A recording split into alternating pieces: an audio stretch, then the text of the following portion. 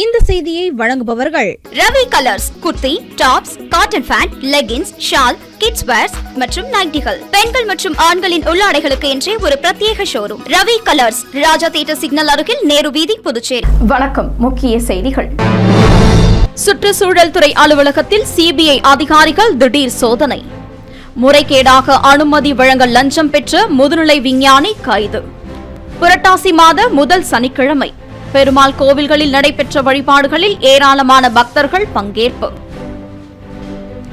சர்வதேச கடற்கரை தூய்மை தினம். புதுச்சேரி கடற்கரையில் தூய்மை பணிகளை துவக்கி வைத்தார் துணைநிலை ஆளுநர். புதுச்சேரிக்கு வரும் சுற்றுலா பயணிகளை விரட்டிவிடக்கூடாது, காவல்துறையினருக்கு முதலமைச்சர் அறிவுறுத்தல்.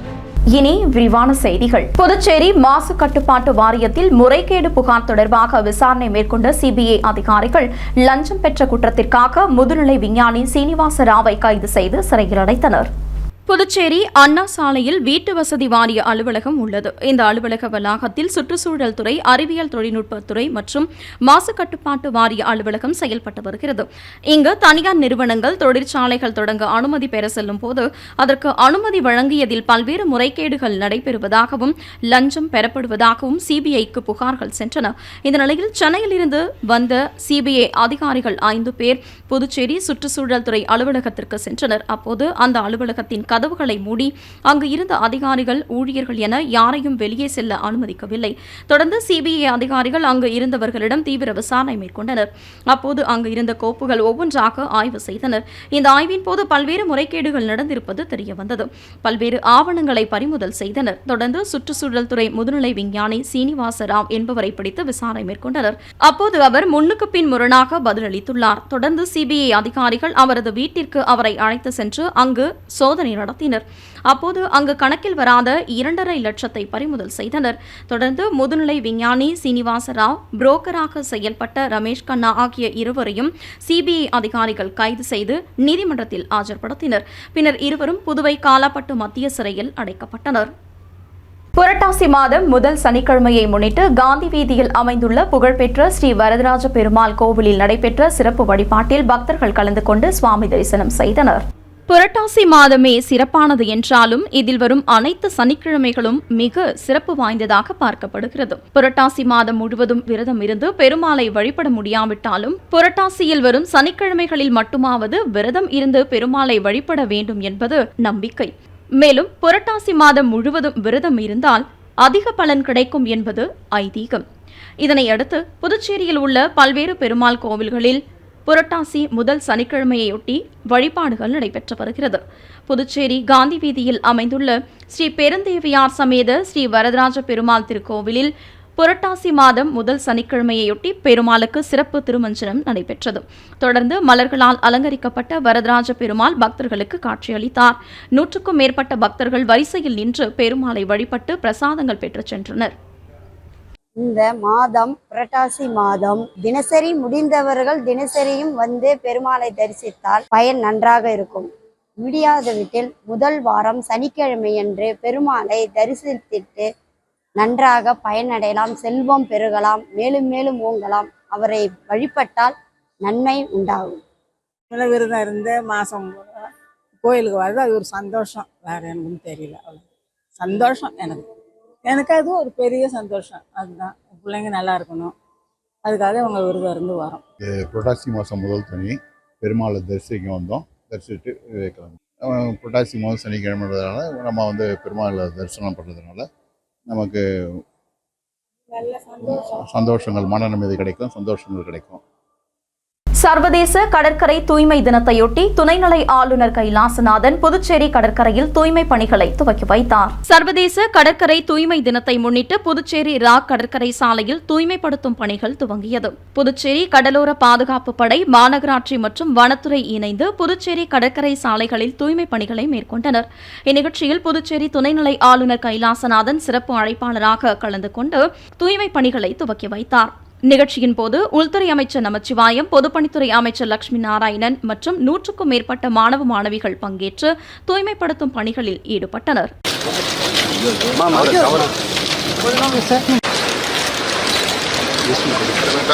சார்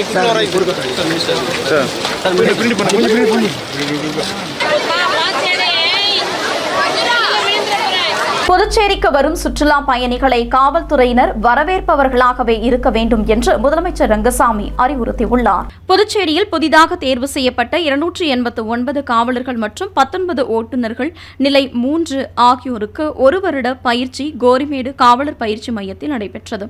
இந்த பயிற்சி முடிவடைந்த நிலையில் நிறைவு விழா நடைபெற்றது. விழாவிற்கு உள்துறை அமைச்சர் நமச்சிவாயம் தலைமை தாங்கினார். அரசு கொறடா AKD ஆறுமுகம் முன்னிலை வகித்தார். சிறப்பு அழைப்பாளராக முதலமைச்சர் ரங்கசாமி கலந்து கொண்டு பயிற்சி நிறைவு பெற்ற காவலர்களின் அணிவகுப்பு மரியாதையை ஏற்றுக்கொண்டார். அதைத் தொடர்ந்து அவர் பயிற்சியில் சிறப்பாக செயல்பட்ட காவலர்களுக்கு சான்றிதழ் மற்றும் கேடயங்களை வழங்கி பாராட்டினார். இதில் ஒட்டுமொத்தமாக ஆண்கள் பிரிவில் முதலிடத்தை சதீஷ்குமாரும் பெண்கள் பிரிவில் சண்முகப்பிரியாவும் பெற்றனர். அதனைத் தொடர்ந்து விழாவில் பேசிய முதலமைச்சர் ரங்கசாமி, புதுச்சேரியில் சட்டம் ஒழுங்கு பிரச்சினையை கண்காணிப்பதில் காவல்துறை சுறுசுறுப்புடன் செயல்பட்டு வருகிறது. இதனால் புதுச்சேரியில் குற்றங்கள் குறைந்துள்ளது. இந்நிலை எப்போதும் நீடிக்க வேண்டும் என்று தெரிவித்தார். புதுச்சேரி மிக சிறிய மாநிலம் என்பதால் சட்டம் ஒழுங்கில் சிறந்து விளங்க வேண்டும். பொதுமக்களை பாதுகாக்கும் பொறுப்பு காவல்துறைக்கு உள்ளது. தங்கள் உயிரை பொருட்படுத்தாமல் மக்களை காப்பாற்ற வேண்டும். இதற்கு தான் கடுமையான பயிற்சிகள் அளிக்கப்படுவதாக தெரிவித்தார். மேலும் காவல்துறை ஊர்காவல் படையினர் 700க்கும் மேற்பட்டோர் பணியமர்த்தப்பட்டுள்ளனர். அனைத்து துறைகளும் சிறந்து விளங்க வேண்டும் என்பதே அரசின் எண்ணம் என்று தெரிவித்த அவர், அதன் அடிப்படையிலேயே காலியாக உள்ள பணியிடங்களை நிரப்ப அரசு அதிக கவனம் செலுத்தி வருவதாக தெரிவித்த அவர், புதுச்சேரிக்கு சுற்றுலா பயணிகள் வருகை நாள்தோறும் அதிகரித்து வருகிறது. இதன் மூலம் அரசு வருவாயும் உயர்ந்துள்ளது. எனவே காவல்துறையை சேர்ந்தவர்கள் சுற்றுலா பயணிகளை வரவேற்பவர்களாக இருக்க வேண்டும், விரட்டி விடுபவர்களாக இருக்கக்கூடாது என்று தெரிவித்துள்ளார். முன்னதாக காவல்துறை தலைமை இயக்குநர் ஷாலினி சிங் வரவேற்புரையாற்றினார். இதில் அரசு செயலர் பத்மா ஜெய்ஸ்வால், காவல்துறை தலைமை இயக்குநர் பிரஜேந்திரகுமார் யாதவ், ராஷ்டிரிய ரக்ஷா பல்கலைக்கழக துணைவேந்தர் பிமல் என் பட்டேல் மற்றும் காவல்துறை உயர் அதிகாரிகள் பலர் கலந்து கொண்டனர். நிறைவாக காவல்துறை தலைவர் அஜித்குமார் சிங்லா நன்றி கூறினார். தொடர்ந்து பயிற்சி காவலர்களின் பல்வேறு சாகச நிகழ்ச்சிகள் மற்றும் கலை நிகழ்ச்சிகள் நடைபெற்றது. ஆதி திராவிடர் மற்றும் பழங்குடியின மாணவ மாணவிகளுக்கு நடப்பு கல்வியாண்டில் 49 கோடியே 90 லட்சம் ரூபாய் கல்வி உதவித்தொகை வழங்கியுள்ளதாக இயக்குநர் இளங்கோவன் தெரிவித்துள்ளார். புதுச்சேரி அரசு ஆதி திராவிடர் மற்றும் பழங்குடியினர் நலத்துறை இயக்குநர் இளங்கோவன் வெளியிட்டுள்ள செய்திக்குறிப்பில், ஆதி திராவிடர் மற்றும் பழங்குடியினருக்கு இந்த நிதியாண்டில் இதுவரை 12 கோடியே 1 லட்சம் ரூபாய் நிதி உதவி வழங்கப்பட்டுள்ளது. அதன் ஒரு பகுதியாக இந்த நிதியாண்டில் திருமண உதவித்தொகையாக 396 பேருக்கு 3 கோடியே 96 லட்சம் ரூபாயும், கலப்பு திருமண உதவித்தொகையாக 80 தம்பதிகளுக்கு 2 கோடி ரூபாயும், பிரதமர் வீடு கட்டும் திட்டத்தில் 118 பயனாளிகளுக்கு மாநில அரசின் பங்காக 1 கோடியே 88 லட்சம் ரூபாயும் வழங்கப்பட்டுள்ளது என்று தெரிவித்துள்ளார். மேலும் பாலூட்டும் தாய்மார்கள் 592 பேருக்கு மொத்தம் 89,89,000 ரூபாயும், தொடர் நோய் உதவித்தொகை திட்டத்தில் 2,281 பேருக்கு மொத்தமாக 1 கோடியே 57 லட்சம் ரூபாய் வழங்கப்பட்டுள்ளது. வன்கொடுமை தடுப்பு சட்டத்தின் கீழ் 5 பேருக்கு 2 கோடியே 59 லட்சம் ரூபாய், மாணவர்களுக்கு கல்வி உதவித்தொகையாக 49 கோடியே 90 லட்சம் ரூபாய் வழங்கப்பட்டுள்ளது என்றும் குறிப்பிட்டுள்ளார். புதுச்சேரியில் போதை பழக்கத்திற்கு இளைஞர்கள் அடிமையாவதை தடுக்க வேண்டும் என அமைச்சர் நமச்சிவாயம் தெரிவித்துள்ளார். அமைச்சர் நமச்சிவாயம் வெளியிட்டுள்ள செய்திக்குறிப்பில், புதுச்சேரி அரசின் கொள்கை முடிவின்படி அரசியல் குறுக்கீட்டு இல்லாமல் காவல்துறையில் தகுதியின் அடிப்படையில் காவலர்கள் தேர்வு செய்யப்பட்டுள்ளனர். மக்கள் அமைதியாகவும் நிம்மதியாக வாழ காவல்துறை அதிகாரிகள் பணியாற்றி வருகிறார்கள். காவல்துறை உங்கள் நண்பன் என்பதை வெறும் வார்த்தையாக இல்லாமல் சேவையாக செய்ய வேண்டும். மக்களோடு மக்களாக கடமையை உணர்ந்து அனைவரும் பணியாற்ற வேண்டும் என்று தெரிவித்தார். மேலும் புதுச்சேரியில் போக்குவரத்து நெரிசல் என்பது பெரிய சவாலாக உள்ளது. இதனை ஒழுங்குபடுத்த வேண்டும் என்ற பொறுப்பும் நமக்கு உள்ளது. சமுதாயத்தை சீர்குலைக்கும் போதைப்பொருள் பழக்கத்திற்கு இளைஞர்கள் அடிமையாவதை தடுக்க வேண்டும். விற்பவர்கள் மீது கடுமையான நடவடிக்கை எடுக்க வேண்டும் என்று தெரிவித்துள்ளார். மேலும் புதுச்சேரி ஊர்காவல் படையில் 500 பேர் தேர்வு செய்யப்பட்டுள்ளனர். விரைவில் அவர்கள் பயிற்சி பெற உள்ளனர். மேலும் கடலோர காவல் படையில் 200 காவலர்கள், 61 துணை ஆய்வாளர்கள் பணியிடங்கள் நிரப்பப்பட உள்ளதாகவும் அமைச்சர் நமச்சிவாயம் தெரிவித்துள்ளார். புதுச்சேரி கடற்கரையில் கடல் அலையால் இழுத்து செல்லப்பட்ட வாலிபரை காவல்துறையினர் பத்திரமாக மீட்டு அவரின் தாயிடம் ஒப்படைத்தனர். விழுப்புரத்தை சேர்ந்தவர் பாலாஜி. இவர் சற்று மனநலம் பாதிக்கப்பட்டவர். அதற்காக அவர் புதுச்சேரி அரசு மருத்துவமனையில் சிகிச்சை பெற்று வருகிறார். இந்நிலையில் பாலாஜியை அவரது தாயார் புதுச்சேரிக்கு அழைத்து வந்தார். அரசு மருத்துவமனையில் ஓரமாக நிற்க வைத்துவிட்டு சீட் பதிந்துவிட்டு திரும்பிய போது அவரை தேடி காணவில்லை. இதனால் அதிர்ச்சியடைந்த தாய் மகனை தேடியுள்ளார். பாலாஜி அங்கிருந்து நேராக கடற்கரைக்கு சென்று அங்கு தலைமை செயலகம் அருகே கடலில் இறங்கி விளையாடியுள்ளார். அப்போது கடல் அலை அவரை கடலுக்குள் இழுத்து சென்றது. அப்போது அங்கு ரோந்து பணியில் ஈடுபட்டிருந்த காவல்துறை துணை ஆய்வாளர் பூரணி, உதவி ஆய்வாளர் செந்தில் ஆகியோர் விரைந்து சென்று கடலுக்குள் இறங்கி பாலாஜியை பத்திரமாக மீட்டனர். இதற்குள் அவரது தாயாரும் தனது மகனை தேடி அங்கு வந்தார். காவலர்கள் பாலாஜியை அவரிடம் ஒப்படைத்தனர். பின்னர் அவரை அரசு மருத்துவமனைக்கு அழைத்து சென்று சிகிச்சை பெற காவல்துறையினர் உதவி செய்தனர். குழந்தையை தத்துக் கொடுப்பதாக கூறி புதுச்சேரியை சேர்ந்த தம்பதியிடம் பணம் மோசடி செய்த கும்பலை காவல்துறையினர் வலைவீசி தேடி வருகின்றனர்.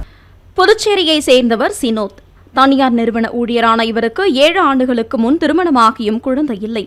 இந்நிலையில் சமூக வலைதளத்தில் குழந்தையை தத்தெடுக்க விருப்பமா என்றும் அன்பு இல்லம் அறக்கட்டளையை தொடர்பு கொள்ளுங்கள் என்ற விளம்பரம் வந்தது. அதில் இருந்த தொலைபேசி எண்ணை சினோத் தொடர்பு கொண்ட போது எதிர்முனையில் பேசியவர் அரசு வழிகாட்டுதலின்படி குழந்தை தத்து தருவதாக 10 குழந்தைகளின் படங்களை அனுப்பி அதில் எந்த குழந்தை வேண்டும் என கேட்டுள்ளார். மேலும் அன்பு இல்லம் அறக்கட்டளையில் குழந்தைகளை தத்து கொடுக்கும் போட்டோக்களையும் அனுப்பியுள்ளார். அதனை நம்பிய சினோத் 4 வயது குழந்தையை தத்தெடுக்க விருப்பம் தெரிவித்தார். அதற்கு அரசு மற்றும் அறக்கட்டளைக்கு சில கட்டணங்கள் செலுத்த வேண்டும் என கூறி பல்வேறு கட்டணமாக வங்கிக் கணக்குகள் மூலம் 1,04,000 ரூபாய் பெற்ற மர்ம கும்பல் குழந்தையை தத்து கொடுக்காமல் காலம் கடத்தியது. சந்தேகமடைந்த சினோத் மர்ம நபர்களை விசாரிக்க முயன்றபோது அவர்களை தொடர்பு கொள்ள முடியாததால் தான் ஏமாற்றப்பட்டதை அறிந்தார். அவர் அளித்த புகாரின் பேரில் சைபர் கிரைம் காவல்துறையினர் வழக்கு பதிவு செய்து விசாரணை மேற்கொண்டு வருகின்றனர். மேலும் பொதுமக்கள் ஆன்லைனில் வரும் விளம்பரங்களை நம்பி பணத்தை செலுத்தி ஏமாற வேண்டாம், எச்சரிக்கையுடன் இருக்க வேண்டும் என்று காவல்துறையினர் பொதுமக்களுக்கு அறிவுரை வழங்கியுள்ளனர். இனி வருவது புதுவையில் இன்றைய தங்கம் மற்றும் வெள்ளி விலை நிலவரம். இன்றைய தங்கம் வெள்ளி விலை விவரம். புதுவையில் இன்றைய தங்கம் வெள்ளி விலை விவரம் வழங்குபவர்கள் முத்து கோல்ட் ஹவுஸ், பாண்டிச்சேரி. தங்கம் 1 கிராம் 6,960 ரூபாய். இன்றைய தங்கம் வெள்ளி விலை விவரம். வெள்ளி 10 கிராம் 950 ரூபாய். இத்துடன் AMN செய்திகள் நிறைவடைந்தன. வணக்கம். புதுச்சேரி உங்கள் AMN டிவி செய்திகளை யூடியூபில் உடனுக்குடன் காண AMN டிவி பாண்டிச்சேரி சேனலை சப்ஸ்கிரைப் செய்யுங்கள். பெல் பட்டனை மறக்காமல் கிளிக் செய்யுங்கள்.